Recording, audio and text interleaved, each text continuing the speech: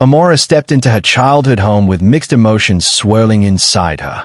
It had been years since she last walked through those doors. After building a successful career abroad, she returned not to boast, but to reconnect. Her heels clicked softly against the tiled floor as distant cousins, aunties, and uncles turned to look. Some greeted her with cautious smiles, others with passive nods. But she remained graceful, carrying herself with confidence earned through sleepless nights, failed launches, and eventual triumph. She wore a black jumpsuit from her own fashion line, her curls pulled back in a sleek bun. In her mind, she had rehearsed this moment. Her father would smile, ask her about her business, maybe even offer a proud hug. Instead, his cold eyes scanned her, and his lips curled into visible disdain. "You still doing that online thing?" he asked loud enough for everyone to hear. Amora nodded. "Yes, and we just launched in 3 new countries." He scoffed. "And what do you call that? A career? Selling clothes on the internet?" The room fell into a tense silence. The air thickened. She tried to remain composed, but her chest tightened. He wasn't done. "In this family, we build legacies. We don't chase embarrassment for likes and followers. You should be more like your sister Kyoma. She's a real woman, married, respectful, quiet." Amora's eyes flicked to Kyoma, who stood at the side, awkwardly avoiding her gaze. The guests shifted uncomfortably, whispering behind their palms. Amora's heart sank, not because of the insults, but because her father meant every word. No matter how far she had come, he still saw her as a disappointment. Then came the moment that shattered everything. "If you've come to parade your shame, don't bother unpacking. You don't live here anymore," her father declared. "Pack your things and leave my house." The silence turned into stunned murmurs. Her mother looked down, wringing her hands, too afraid to speak. Uncle Obina stood up from the corner, clearly disturbed, but didn't interrupt. Amora swallowed hard. With all eyes on her, she picked up her bag and walked out, not with tears, but with fire in her chest. She had come home with hope. She left with a broken heart. The street outside her father's house was dark and empty, but Amora didn't feel the cold. Not really. She clutched the handle of her lone suitcase, dragging it behind her like a lifeline in a chaos. Her phone buzzed, and without checking, she knew it was Zara, her best friend since university. Minutes later, she was in a cab, heading across town with silence pressing against the windows. Zara opened the apartment door with wide eyes and open arms. "What happened?" she whispered. Amora tried to speak, but the words lodged in her throat. All she could do was collapse into Zara's arms, suitcase still clutched in one hand, pride slipping away with every tear that broke free. That night, she lay on Zara's pull-out couch, staring at the ceiling, reliving every cruel word spoken at the family gathering. In the silence, old memories surged. A 6-year-old Amora trying to show her drawing to her dad, only to be told it was childish nonsense. A teenage Amora staying up all night learning to code, while her father praised Kyoma for memorizing Bible verses. Her excitement the day she got her first international order, crushed by his bitter remark, "No real man will marry a woman like you." The pattern was clear. Her voice had never been enough. Her dreams were always silly. Her success, always invisible. At 3 a.m., wrapped in Zara's extra blanket, Amora stared at the ceiling and made herself a silent promise. She would never again beg for approval. Never again water herself down to fit inside a family's mold. She picked up her laptop, opened a new project file, and started outlining her next business pitch. Her hands trembled, not from weakness, but from awakening. Her mind, though bruised, was alive with ideas. Her father may have thrown her out, but he had also set her free. The mornings after the humiliation were never easy. Amora would wake up on Zara's couch with her eyes sore and her chest tight. But each day, she got up a little earlier, worked a little harder, and stayed up a little longer. She buried herself in deadlines and to-do lists, determined to rebuild not just her business, but herself. She took on clients most people were too afraid to approach. High-risk, high-pressure projects in fashion, branding, and digital campaigns. Some nights, she failed, cried, even broke down. But every fall was followed by a sharper rise. Every rejection fueled her resolve. She stopped answering personal calls, blocked family numbers. She needed to forget their voices in order to hear her own again. One late night, as she reviewed mock-ups for a Pan-African fashion tech launch, a message popped up on her screen. Heard you're the woman to call when no one else can deliver. I'd like to meet Adebayo. She blinked twice. The Mr. Adebayo, the godfather of African creative innovation. They met at a modest cafe. He was older, well-dressed, with silver hair and sharp eyes. You've built something from ashes, he said. But why are you hiding the fire? Amora sipped her tea in silence. Your story is your strength. Use it, he urged. Let the world know who tried to bury you, and how you bloomed anyway. That meeting shifted something in her. She started speaking at conferences, not about pain, but about power. Brands noticed. Deals followed. Her business expanded from a side hustle to a registered agency with interns, assistants, and a growing client list. An award came in, Young Innovator of the Year, then a TEDx invitation, then a full-page feature in an international business magazine. But Amora didn't flaunt any of it. When she signed the lease for a luxurious high-rise apartment with a view of the city skyline, no photos were posted. No announcement was made. She walked barefoot into her new space, looked around, and exhaled. It was quiet. Clean. Hers. By now, people in the industry whispered her name with admiration and curiosity. She had become a force, a name that came up in every investor meeting, every strategy room. And still, not a single word from home. It was just as well. She was no longer building for their approval. She was building for herself. The phone rang on a quiet Sunday morning. Amora was watering the small herb garden she'd started on her apartment balcony. She rarely answered unknown numbers, but something made her pause. The caller ID read, Mom. Her fingers froze. She hadn't heard that voice in nearly a year. She picked up slowly. Hello. There was a long silence on the other end. Then a soft, trembling voice broke through. Amora, it's me. She didn't respond. I wouldn't call you if it wasn't urgent. Her mother continued, her voice barely holding steady. It's Kyoma. She's very sick. The doctors said it's serious. A rare condition. She needs surgery, fast. Amora's breath caught, but she remained still. We tried everything, her mother went on. But your father, he invested in a land scheme. It collapsed. We've used up everything. We can't afford the treatment. They said we have to fly her abroad. Then the words came. We need $100,000. Please, she's your sister. For a long time, Amora didn't say a word. She looked out over the balcony, eyes unfocused, watching a bird glide across the pale sky. She's your sister. But wasn't she also the one who stayed silent when Amora was humiliated in front of the whole family? The one who let their father compare her like livestock on auction day? I know we failed you, her mother whispered. But please, don't let her pay for our mistakes. Amora's grip on the phone tightened.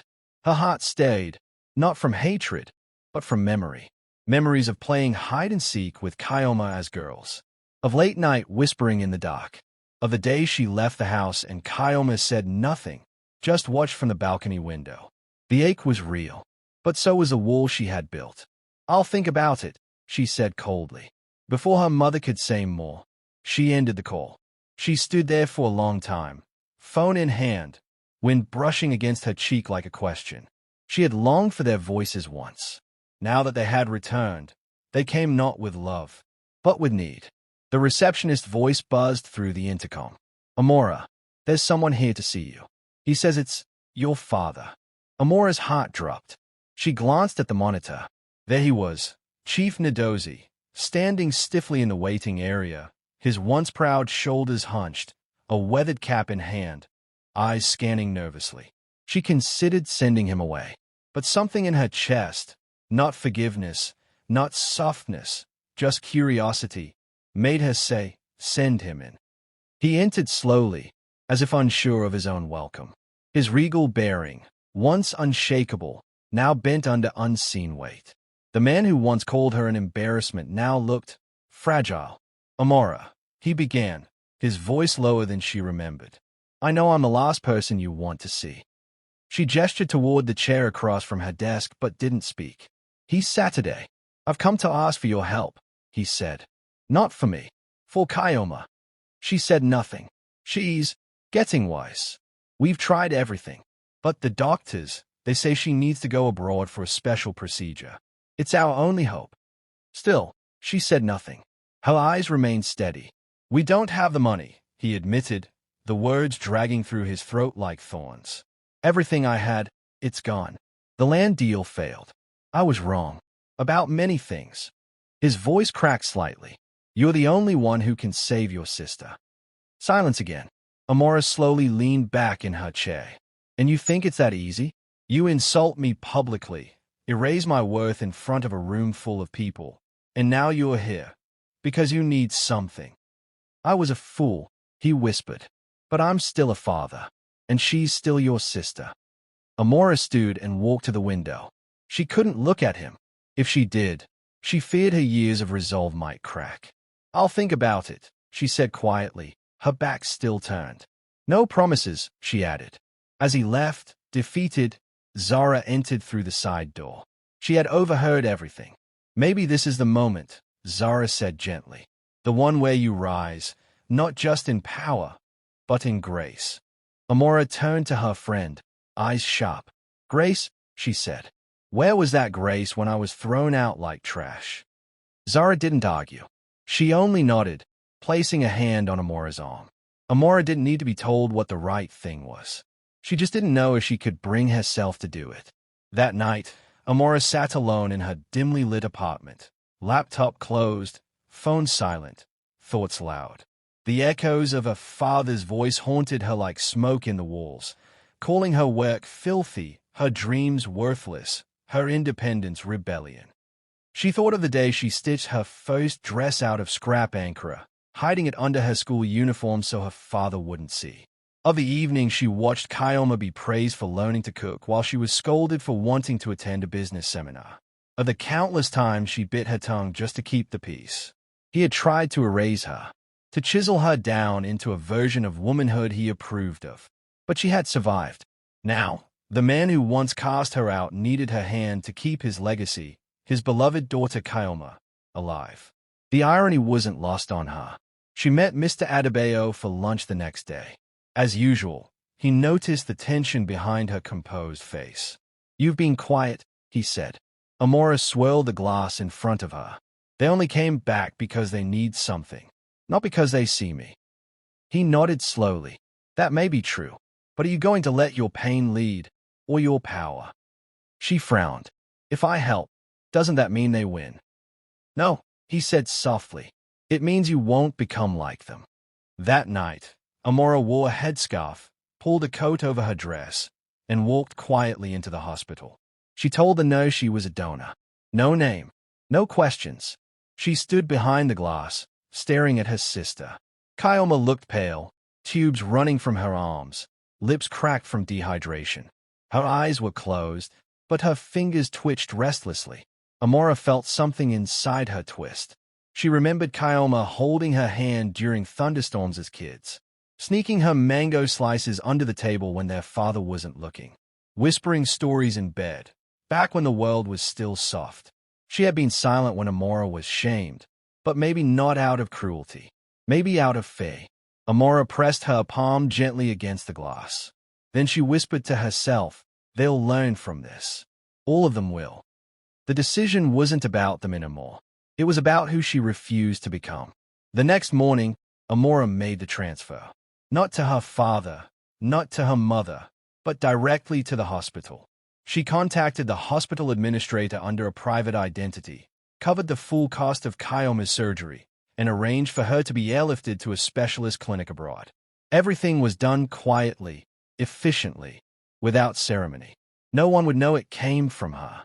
And yet, the weight of it sat heavy on her chest, not regret, but a strange, distant ache. She had done what they couldn't, what he couldn't, and she had done it with the same hands he once dismissed as wasted on foolish things. As she watched the confirmation email blink on her screen, she drafted a letter. Her handwriting was calm, measured. Not angry, not pleading, simply final. Dear Chief Ndozi, the daughter you once called disgraceful, just save the child you praised above all others. Not because you deserve it, but because I chose to rise above what you made of me. I didn't do it for thanks. I didn't do it for you. I did it because Kyoma didn't choose to be your favorite, and I didn't choose to be your disappointment. But I did choose to become someone powerful enough to help the very family that discarded me. Attached is the proof of transfer. I owe you nothing more. Amora. She sealed the envelope, slid in the receipt from the hospital with the full $100,000 amount listed, and handed it to her assistant with clear instructions. Deliver it directly to her father's office. Days passed. Then, everything exploded. It was Uncle Obina who leaked the letter, unknowingly, perhaps, to a family member who shared it with a friend, who posted it in a private group, which somehow made its way onto a popular social media thread about family rejection and success. By the weekend, it had gone viral. The disgraced daughter who paid her sister's $100,000 surgery bill. She was humiliated by her father. Then she saved his favorite child. The headlines flooded in. Her quote, "I didn't do it for thanks. I did it because I rose above it," was plastered across platforms. Her inbox filled with interview requests, invitations, collaborations. But Amora said nothing. She watched the world react while sitting in silence, sipping her tea near the same balcony where she once promised herself she'd never beg for love again. Now, love begged to understand her. And her father, who once kicked her out with words like daggers, sat quietly in his office, letter in hand, shame heavy on his chest. It was never about revenge. It was about becoming untouchable, with grace. Kyoma returned home 3 weeks later, walking slowly but steadily down the steps of the private medical jet.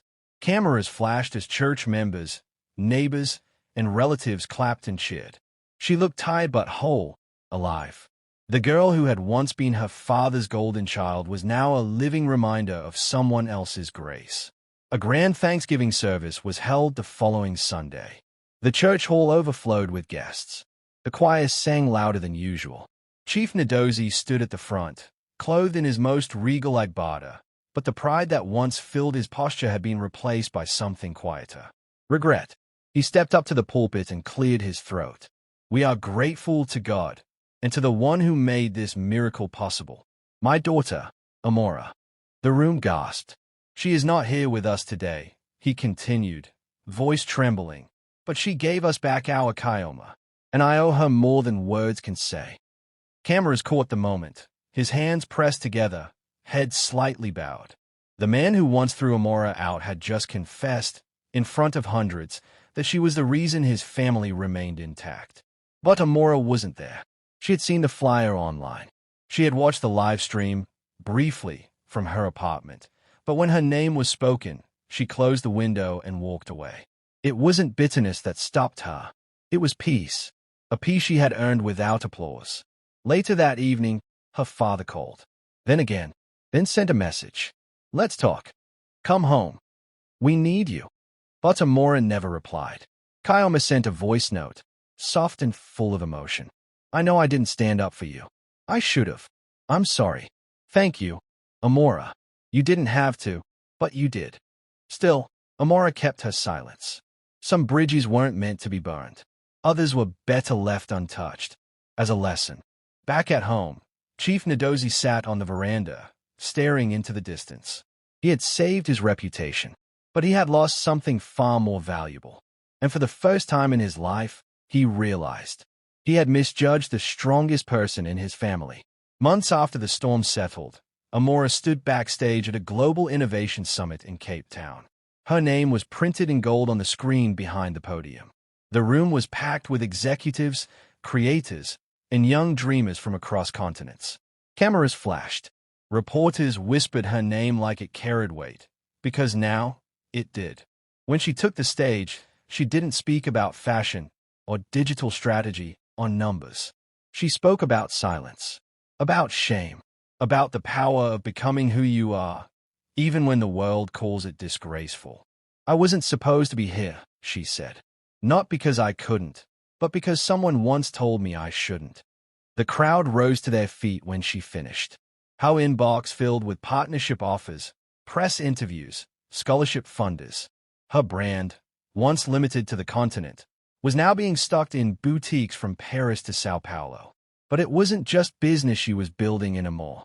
With her first $1 million deal, Amora launched a foundation, not in her own name, but in her mother's. The Chem Foundation for Women in Bold Careers. It offered scholarships, mentorship, and safe spaces for girls who wanted to be artists, designers, engineers, anything outside the safe mold. It gave them what she never had, protection from shame. She didn't invite her family to the launch. She didn't need their applause. Strangers now quoted her in classrooms, named businesses after her initials, wore her designs with pride. She had become a blueprint, not just for success, but for survival. She no longer posted for likes. She no longer explained her worth. And when someone asked in an interview, "What does your family think of all this success?" Amora smiled gently and replied, "The world saw me first. Then, they followed." She had stopped seeking validation. She had become the validation. The sun was low in the sky when Amora walked down the familiar gravel path leading to the house she once called home. The same old wooden gate creaked as she pushed it open. Everything looked smaller now, not because it had changed, but because she had grown. Her heels tapped gently against the front porch. No crowd, no cameras, no audience. Just the rustle of trees and distant voices from the market nearby. Her father sat in the same cane chair where he used to lecture her as a child. His face was tired, lined with time and something deeper, the weight of reflection. He looked up, startled to see her. "Amora." She nodded, standing tall, not with pride, but with presence. "I didn't think you'd come back." "I didn't come to stay," she said. "I came to close the door myself." They sat in silence for a moment. The same silence he once used to punish her now worked in her favor. She wasn't here for anger. She wasn't here to reopen wounds. She was here for the final word. "You tried to silence me," she said, her voice calm but unwavering. "But I became louder than you ever imagined." He didn't speak. His eyes lowered. "I used to believe I had to shrink to be accepted," she continued. "But now I know, the world wasn't too big for me. You were just too small for my dreams." A wind moved through the trees as if pausing to listen. "You said I brought shame to this family," she whispered. "But that shame became the soil I grew from." She stood. "I don't hate you. I just no longer need anything from you. Not approval, not explanation, not apology." Her father nodded slowly, a broken man in a chair that once held so much authority. She turned and walked back through the gate, down the path, into a future she had carved out with her own hands. There were no witnesses, no applause, but in her heart, a chapter had closed. And with one final thought, she smiled. The shame they tried to bury me in became the soil I grew from.